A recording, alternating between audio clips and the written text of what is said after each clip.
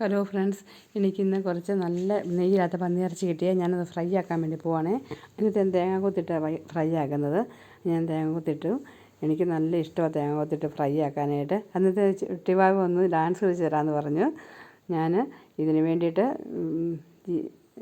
ഇഞ്ചിയും ചേർത്തു. ഇനി ഞാൻ മസാല തയ്യാറാക്കി.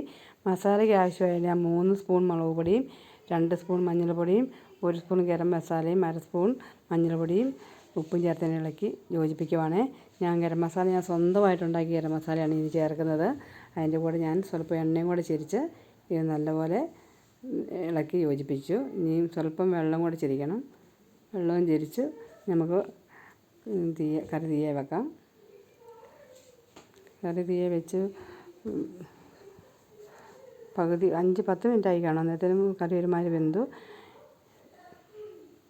ഇനി നമുക്ക് അതിനുള്ള ചീനിച്ചട്ടി തീയെ വെച്ച് കരിവേപ്പിലയും കടുകും പൊട്ടിച്ചാൽ ഇനി സവോള വഴറ്റിയെടുക്കുവാണെങ്കിൽ സവോള വെളുത്തുള്ളി ഞാനിപ്പോഴാണ് ചേർക്കുന്നത്.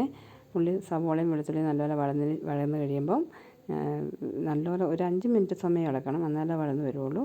വഴന്നതിന് ശേഷം നമുക്ക് നമുക്കിടാം. ഇറച്ചിയിട്ട് നല്ലപോലെ അതൊന്ന് ഇളക്കി യോജിപ്പിക്കാം. ഇളക്കി യോജിപ്പിച്ച് നമുക്ക് ഒരു ഇച്ചിരി സമയം ഇളക്കി കൊടുക്കണം.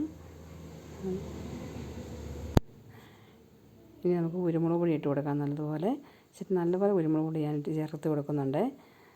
ഇനി നമുക്ക് ഇളക്കി ഒന്ന് നോക്കാം. കറി ഏകദേശം റെഡിയായി. നോക്കിക്കുക, നല്ലതുപോലെ എണ്ണ തെളിഞ്ഞ് വന്നിട്ടുണ്ട്. ഫ്രൈ റെഡിയായി കേട്ടോ. മഴ പെയ്യുന്നുണ്ട്. ഇപ്പം പന്നി ഫ്രൈയും വാട്ടുകപ്പയും കഴിക്കാൻ നല്ല രുചിയാണ്. എല്ലാവരും ഒന്ന് കഴിക്കണം. എല്ലാവരും ഞങ്ങളുടെ ചാനൽ സബ്സ്ക്രൈബ് ചെയ്യണം, ലൈക്ക് ചെയ്യണം, ഷെയർ ചെയ്യണം. Thank you.